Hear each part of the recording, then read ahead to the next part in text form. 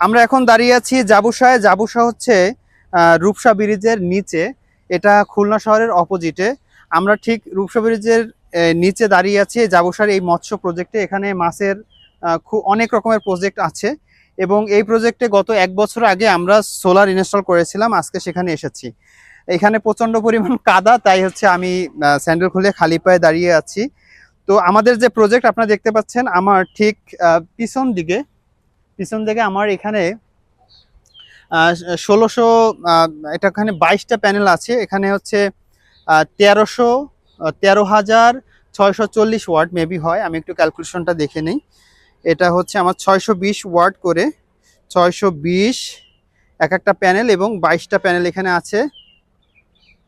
620 into 22 13,640 ওয়ার্ডের এই সেটআপটা আমরা সলিও পক্ষ থেকে করেছিলাম।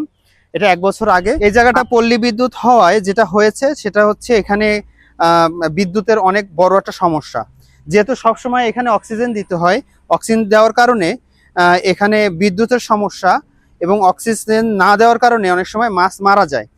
তার একটা সমাধান স্বরূপ তারা হচ্ছে এখানে সোলার ইনস্টল করেছে। এর আগে তারা জেনারেটর ইউজ করতো, কিন্তু জেনারেটরে হিউজ পরিমাণ আপনাদের ফুয়েল কস্টের কারণে তারা এই প্রজেক্ট থেকে সরে এসেছে, অর্থাৎ তারা এই প্রজেক্টটা রান করতে পারছিল না। তো সেখান থেকে এখন সোলার ইনস্টল করেছে। আমরা সেখানে সলিস ব্র্যান্ডের 6 কিলোওয়াটের 2টি, অর্থাৎ 12 কিলোওয়াট মেশিন এখানে ইনস্টল করেছি। আমরা ভিতরে আপনাদের দেখাই। আচ্ছা, এই প্রজেক্টটা সম্পূর্ণ যে ট্যাঙ্কগুলো দেখতে পাচ্ছেন, এখানে মানে পানি এবং মাছের ঘনত্ব প্রায় কাছাকাছি থাকে।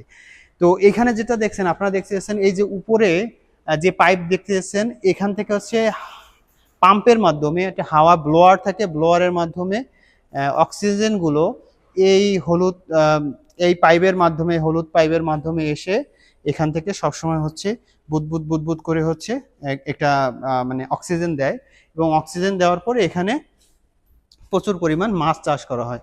এখানে হয় কই মাছ চাষ করা হয়, শিং মাছ চাষ করা হয়, এখানে অনেক রকমের মাছ এখানে আসলে চাষ করা হয়, তেলাপিয়া চাষ করা হয়। তো এগুলো হচ্ছে এই প্রজেক্টের জন্যই মূলত তারা সোলার ইনস্টল করেছেন। চলুন আমরা আমাদের প্রজেক্টের কম্পোনেন্টগুলো আপনাদের দেখাই। এটা হচ্ছে আমাদের ইনার পার্ট। যে ব্লোয়ার মেশিনগুলো মূলত চলে সেগুলো হচ্ছে এই মেশিনগুলো। এগুলো নেদারল্যান্ড থেকে হচ্ছে নিয়ে আসা হয়েছে এই ব্লোয়ার মেশিন। তো এই প্রজেক্টে আসার পরে একটা খুব দুঃখজনক বিষয় ঘটেছে, সেটা হচ্ছে এই প্রজেক্টের যে পাওয়ার ব্যাংকগুলো ছিল, অর্থাৎ ব্যাটারিগুলো ছিল, ব্যাটারিগুলো সব চুরি হয়ে গেছে। এটা খুবই দুঃখজনক বিষয়, এবং সেই কারণে এই প্রজেক্টটা অনেক দিন বন্ধ ছিল। তো তারা আবার আমাদের উপর আস্থা রেখেছেন। আস্থা রাখার পরে আমরা নতুন করে আবার একটা ব্যাটারি নিয়ে এসেছি, যেন সিস্টেমটা রান থাকে। আমরা আমাদের জাদুর বাক্স খুলতেছি, এখন দেখি কি অবস্থা। এখানে যেটা হয়েছে আপনাদের দেখাই। এখানে আমাদের 4টা ব্যাটারি ছিল, বাট আনফরচুনেটলি আমরা সেগুলো দেখতে পাচ্ছি না। আমাদের চোর মামারা এই তারগুলো এভাবে ফেলে এখানে সবকিছু এলোমেলো করে চলে গেছে। তো এখন এখানে আমরা আবার রিইনস্টল করছি আরেকটা ব্যাটারি।